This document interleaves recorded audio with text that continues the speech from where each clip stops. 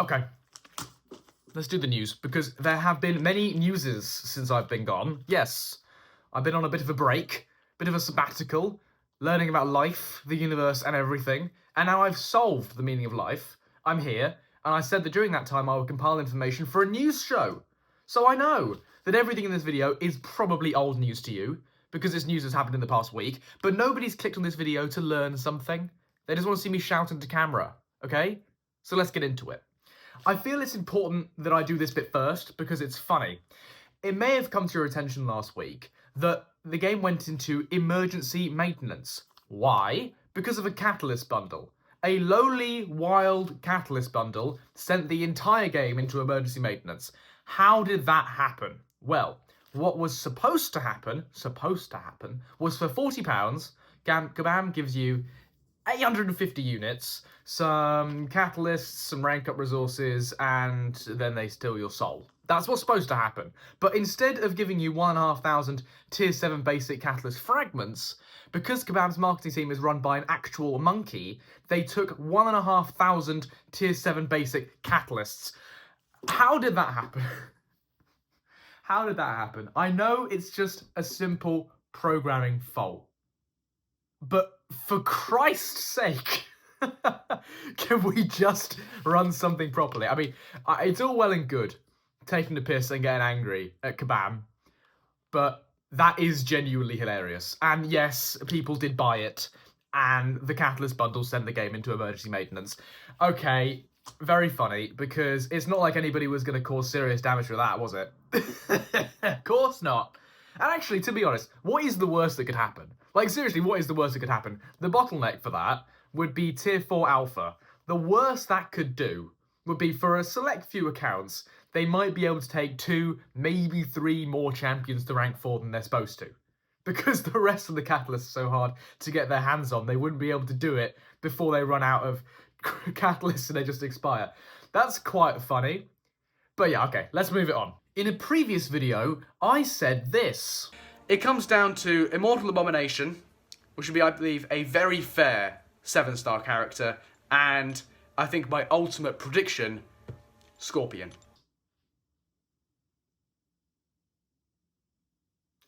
Okay, so I might have been wrong about that, but I do claim a moral victory, because in my defense, I did say that Immortal Abomination would be a fair 7-star, and I also said that I was detaching my brain from reality when I made those predictions, because I was so shocked by the standard of the other 7-stars in the Heart of Fire that I just felt I could say whatever I want. But no, Immortal Abomination is the 3rd confirmed Heart of Fire champion to be joining Nick Fury and Apocalypse.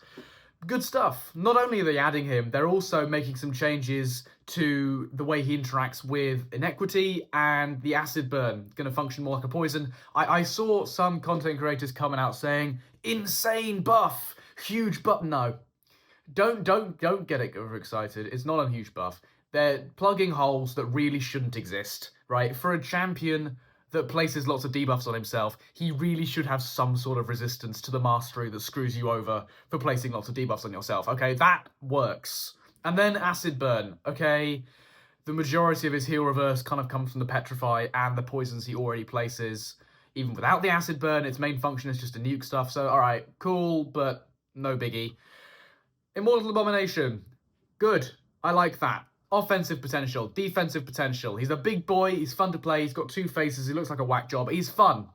Good stuff. Now, I feel it's quite important that I make a small piece on the changes coming to AI, because I actually have quite a lot to say about it. We got a new dev diary, which is brilliant. I said in the previous video that if there was an option just to give me more dev diary, I want it. Give me the information. I want to know what's going on behind closed doors. I don't care if it's too much. It keeps Kabam transparent, and it keeps them accountable for what goes on. The community complained about AI, and now there are some changes happening.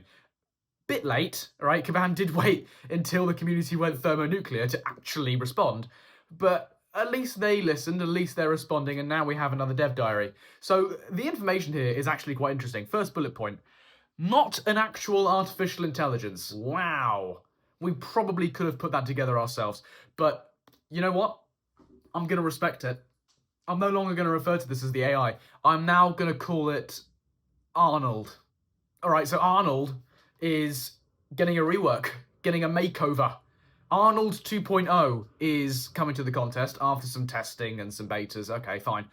And it might just be me, but reading through this article is really interesting, right? There is some stuff in here that I've always been curious about. I've always wanted to know the inner workings of Arnold. And I'm no computer programmer. Okay, I don't know how this works. I just get angry at stuff, all right? And, you know, how does it work? It's just a random button pusher. It only knows the current state everybody's in, the distance between each other, and the options that are available to it. And, you know, it just measures a probability for each action over a certain period of time and then does a thing. That's quite interesting to me. And I'm actually going to make a call to the community on this. Actually, it's even to myself, because I'm a person who gets quite angry at the AI. If you go back and watch my 9.2 stream, right, I got very shouty at one point, got very angry at an iDoom boss, but I'm going to make the call to the community to back off, all right? We're not computer programmers. Up until now, we didn't know how this works, and I bet those of us among us who are actually computer programmers, you haven't had any experience programming something like Arnold in MCOC, so let them do their thing. I'm actually going to say it's very easy to get angry at the AI, but we don't know how hard it is to solve these things. This post, to me, seems to explain why a little change and a little fiddle here can create some unintended consequences. I actually believe that this is difficult to do, so you know what? Take your time.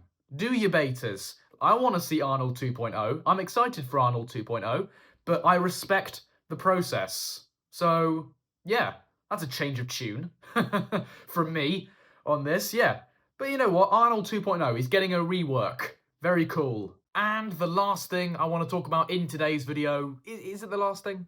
I don't know, doesn't matter. Anyway, the APA contingent, Spiral and Dazzler, we have their rebalance notes. Unsurprisingly, no changes, and tell me honestly, can you tell that that's an edited picture? Because I can't. Anyway, no changes to either of these. They're both perfectly functioning champions. They do exactly what they're supposed to do very, very well. Both of them making their mark on the contest. And yeah, no changes there, as per frickin' usual. Mamma mia, here we go again.